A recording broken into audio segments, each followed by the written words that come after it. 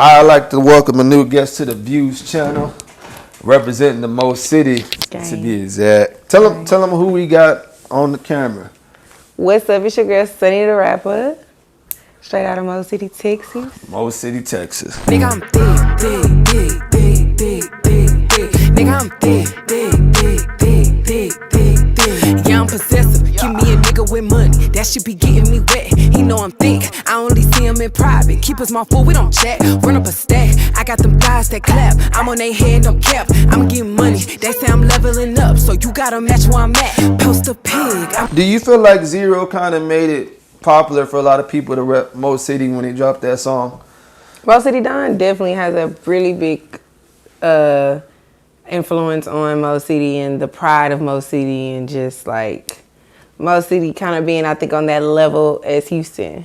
So for those who don't know, like, what is the difference between Mo City, Missouri City? Obviously? I mean, it's just like any other city, how you have like your major cities and then you have like your outskirts cities that clearly pay different taxes or have different school systems. So most of Missouri City and Sugar Land is like Fort Bend district, and then of course they pay like Fort Bend taxes. So it just depends. You could kind of technically live in Houston but go to school in Fort Bend or pay Fort Bend taxes, or vice versa, depending on where you stay in Missouri City.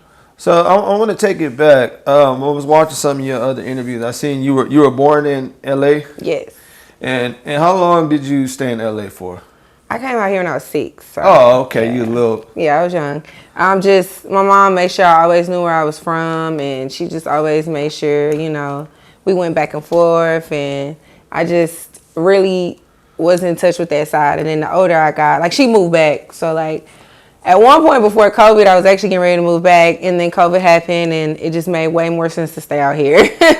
So it's just a part of me. It's actually somewhere that I eventually do want to end up being at. I love Texas, but my goal is to be able to have a place here and a place there. So how was it, how hard was it, moving from one state to there? That's a far gap. So how hard was it adjusting to I guess because I was so young, I guess it probably wasn't that hard to adjust, considering my mom. It was always been me and my mom. Mom's like my best friend, so I was with my mom, so it was whatever she was doing. And my grandfather was out here. I was raised, with my grandfather, so him being out here and her being out here, it really, it did at one point feel a little lonely, because all of my family pretty much live in like Louisiana or California. But I do have a small little family that do stay in Texas now, so it was cool. But that was, I think holidays was when it was hard, for the most part. Yeah, I know that feeling. All my family stay in Ohio, so yeah, it's like, dang, I want to be with my cousins, my aunties, my uncles. Like, I want to be there, But everything happens for a reason, I believe, and I think that it really allowed me to have friends that are like my family and really be able to be that person for other people, because I'm not so just like in tune and tight with just my family, because I always had to create my friends and other people as my family. So I think it kind of helped with my social skills, if anything.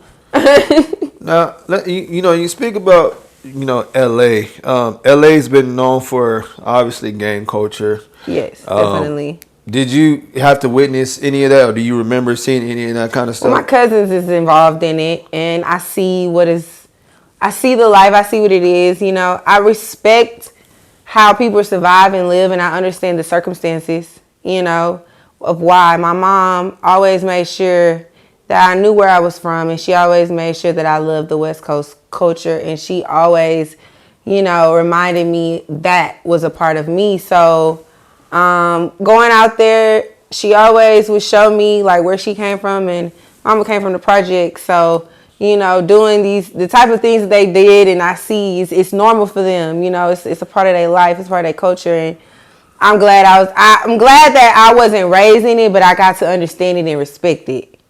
And I think that it kind of helped me, be the person that I am because I can understand both sides. When you see movies, obviously, Boys in the Hood, Menace to Society, Right. and Colors, and so on and so forth. Do you look at it from a different perspective versus an entertainment? Because some people are fascinated with that lifestyle, but you grew up in there. So do you have a different perspective of it? Definitely. It was something that I personally didn't want to be a part of in that type of way. Like I said, I always respected it, but I never yearned to be in that lifestyle like that. I personally just always felt like it was dangerous. I mean, and that's just what it is. You live by the gun, you die by the gun. And that's something that one of my cousins told me a long time ago. And they understand that, and even they are aware of it. They know at any point in time their life can be taken or something can go left or wrong. And that's how they live. And I don't think it's just, I don't personally want to be stressed every day because I'm out here doing what I'm, what I'm saying? Like, that's a stressful life. And I've seen it with my own two eyes take effect on a few of my cousins. And it's just like, I hope and pray for better for them. But at the same time, like I said, I understand why people do what they do to survive. Some people are just unfortunately raised in certain circumstances and have to make certain decisions. And it don't seem fair, but it's the decisions that they make, and you can only respect it. So, now, how did you get involved with doing music? Friends. So me and my close friends that I went to school with, and that I have been me and my best friend have been friends since I was like 11, and she actually had a boyfriend who rapped. We were like 13, he had been rapping for a while. He'd been rapping since he was young. Still, he probably might still be rapping. I don't know. He actually one day did it as a challenge for us. He was just like, cause we was trying to go to the movies or something, we was like 15. So we was trying to hurry up and go to the movies. And he was trying to finish writing this song. And he was just like, I think this is easy. This ain't easy. You go do it. So we took it as a challenge one day and literally went and do it. See, I already was familiar with the pen because I wrote poetry. I have been writing poetry and been writing just in general since I was in 4th grade. I loved writing. It was I'm the only child. So it was my way of expressing myself. It was my way of talking and kind of saying those things that I didn't have no one to say to. So I was very familiar with the pen. So I immediately gravitated to it. We made our first song together. We made our first mixtape together. And we literally did it in 2 weeks. We made a song and then we was like, let's make a CD. You know what I'm saying? And so we ended up making a mixtape. And it was really history from there. We started a group. And like I said, it's been history ever since. I was in a group. We switched members, got signed. And then we became a duo. Then I became solo. So I saw you were you were signed to Beyonce's dad? Yes. Matthew Knowles? Mr. Matthew Knowles. I was definitely signed to him for 4 years. And how was that experience? It was definitely, it was a rejuvenating, enlightening, and reflective situation all at one time. Because, of course, he is one of the top mogul managers, in the industry, of course. He got Beyonce and Destiny's Child as artists, and he has paved the way just in general for black managers in general because it was hard for him coming up. And I think that I absorbed so much knowledge from him that allowed me to kind of be the artist that I am today. Because I did go through artist development. I did go through media training. I did go through certain things that a lot of artists don't get an opportunity to go through. Then, of course, I also got to see the bad. I also got to see things that most artists probably, to this day, might not ever get to see. You know what I mean? So I feel like it was a blessed situation. I feel like things don't always work out the way you might want them to, but things always happen for a reason. So I feel like us being signed to him definitely opened a lot of doors, definitely helped me as an artist overall, a performer, entertainer. So I think it was a really good experience. And was it a situation where you decided, this ain't working out, I need to move on, and, It was a lot of different situations that happened within that definitely, made it difficult for us to continue, only because, when you are put in certain situations, especially when you're young and you're in the entertainment industry and people leave you in the blind, it allows people's minds to just go. And then you see certain things, you feel like you're being mistreated or certain things are happening that you don't like. And it's kind of hard for people to just sweep it under the rug and stay, especially when you're dealing with 3 different people. You know what I mean? I was in a group. Oh, three of us. So everyone had their own issues and their own problems and things like that. That eventually we just couldn't mask no more. It was like, okay, either we're gonna fix it or not. Okay, you don't want to fix it, we're just gonna depart our ways. So it was just one of them situations where we all feel like, you know, we're gonna go about our business and he gonna go about his business. No love lost. It's just what it was. Now, growing up in you know where you grew up, Missouri City, Mm-hmm. were you know heavily influenced by the Screw, you know the Slim I Thugs? did love DJ Screw. DJ Screw is definitely a big influence. Zero. I love Zero. Of course, just the whole Houston culture in general. But like I said, I did listen to more West Coast music because my mom, and I'm a Tupac fan, and it was just like, that was always where I resorted to, you know what I mean? I just come from just a very hip hop background in general. Like, I love the Fugees. I love Tupac, Lauryn Hill. Like, that's where my source comes from when it came from music. And then I got introduced to, I feel like, Houston culture more so when I got like a teenager. You know what I mean? Then it was like, oh, like, that's when I started hearing Zero. That's when I started hearing nice people and understanding wood grain and swing. Because I know what none of that was. Even though I still stayed in Houston, I stayed in Texas, I still wasn't familiar with the culture until I started getting friends when I was older who was raised in that and loved listening to Screw and Zero and stuff like that. And I'm in their car and they listening to it. Then I started listening to it. Versus I was raised on Tupac. I was raised on, you know what I'm saying? Like, so it was a definitely different, but I loved it. And I feel like it what makes Houston, Houston. You know, people, I go other cities and other states and, you know, people be like, is everybody in Cowboys? Or do everybody got swangers? Or do everybody, like, they ask me all these questions and it's kind of funny because I know that's what people picture Houston as being, you know what I mean? But it's not all that. I feel like new Houston is a little bit more different, you know, but at the same time, we're still holding on to the culture. You know, there's a perspective. People, and I hear it out here in San Antonio. Artists feel like they move to Houston that they can make it out there. Mm-hmm. You know, you're there. So can you kind of just clear like the rumors? Like that's not always true for people. I feel like you honestly. I don't feel like it's always about location, but then again, it is about location depending upon what level you're at in your career.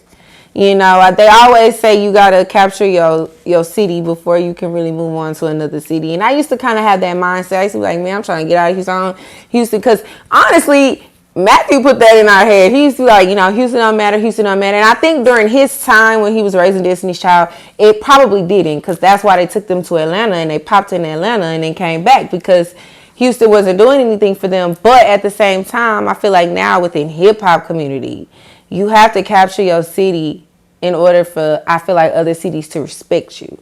You know what I mean? It's just a respect thing. It's just like did you really do the groundwork? Because I feel like people care more about that versus you trying to skip the line. Even though all these viral sensations do kind of help them skip the line, but in the long run, does it really last? You know what I'm saying? Does it really help? I feel like it don't, honestly. But at the same time, some might, who knows? But I just feel like you got to capture your city first. And I had to learn that. And that's why I really was like, okay, let me stick it out with my city before I try to go somewhere else. Because I really, like I said, I really had that mindset. And I'm glad I did because I'm seeing the love. I'm seeing people really rock with me. And I love it. You know what I mean? And I just hope that Houston can come a little bit more together. Because it's just still very separated. And it makes it hard for artists. It makes people discouraged. You know, it's crazy you say that because from what I hear from a lot of people say they paint the narrative that Houston, you know, there's unity in Houston. That I guess from the outside, that's what we see. The unity is there once you make it. You have to get there for them to include you in that unity. Because, you know, I see, you know, Zero or Slim. You got to get like under someone's blanket. I got you. Because I see how Zero and Kiki and them, they're acceptable. Sauce Walk or D-Baby. Because once you become that person and, you know, once you got that motion behind you, people cannot do nothing but respect it. Because what they going to do? It's like an army that you're going against now. It's not just you no more. When you built that army, just like in any other situation, even with war and things like that. Back was so funny watching this show, The Barbarians, back in Rome, and they chose a nigga who had the most people in his army to be king. They didn't care. He just had the most support.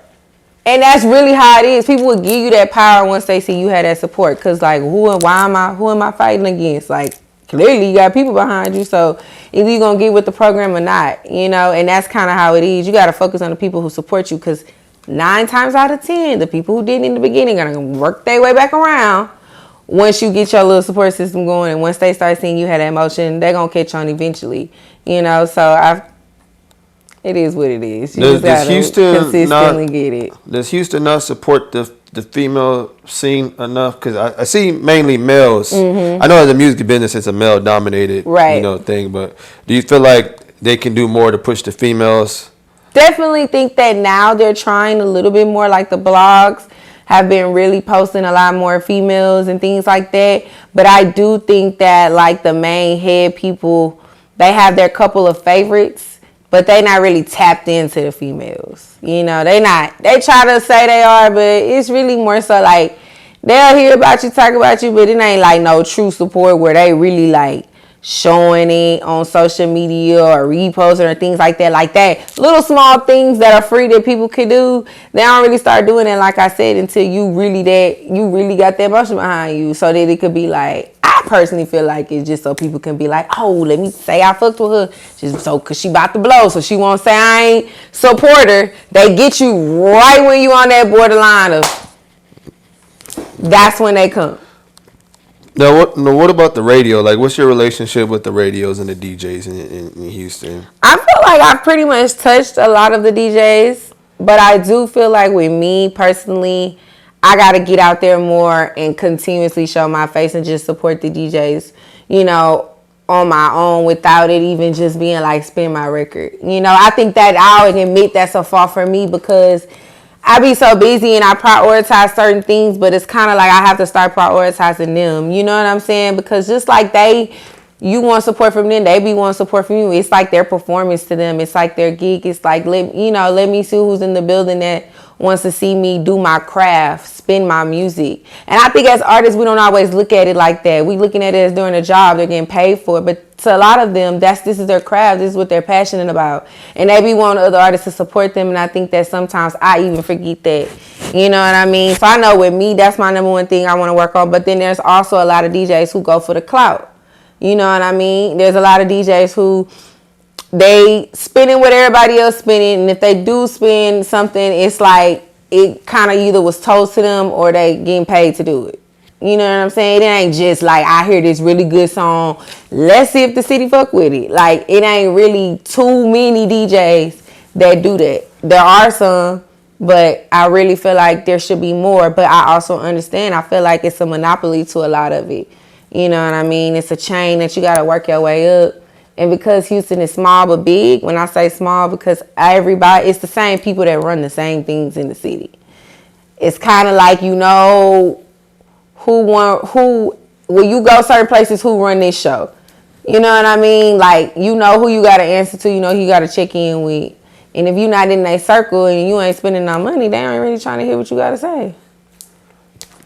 And that's just that. And I feel like it's getting better, but that's just still where it's at in an honest, opinion from me. And like I said, I take my fault at where I mess up at, but I also see where, I feel like DJs can just do a little better. Now the radio DJ, it's really a wrap. It's like, if you don't have like a connection with the radio station on 97.9, it's like you really, I'm still trying to figure that one out. Like, it's really like they got that sold up. Maybe if you do PR work with certain people, they'll get you in there and, things like that. But the radio DJs, it comes from above them, they broke it down and said it like, they got this little pager where they have people that when they play the songs to see who's Shazamming the most songs, to see who's interested, who changed the radio at what time. Those are all the things that's unfortunately goes into play of your song being played on the radio. And I think a lot of artists don't understand that. I even had to understand that. You know what I mean? Every once in a while, you got somebody who come drop a bag, who gonna put you in that prime time for your song to be played, but they still dropping a bag. Like, the radio not just doing it because they see you, the city fucking with you. Like, they not doing it because of that. That ain't happening in Houston, at least. I don't know about everywhere else. Do you think with the blogs taking off, the way they are, do you feel like the DJs are kind of getting, basically overshadowed now with the blogs because artists are going straight to the blogs. It before is the like DJs. a viral sensation with the blogs is heavy. You know what I'm saying? You know what I'm saying? So it's kind of like I do get what you're saying, but I do feel like the DJs are still very, very important because people are clubbing more than ever. Like, I feel like the pandemic literally made people go to the club so much more now. People want to brunch. People want to just have a good time and live life now, you know? So I just feel like DJs are still very much so important because I still think that they have the power to pop your song. Most definitely. Well, Sonny, I appreciate your time. You know, I nice appreciate meeting y'all for having me. Hey, well, look, Views Media Group. We're just with Sonny the Rapper. We checking out.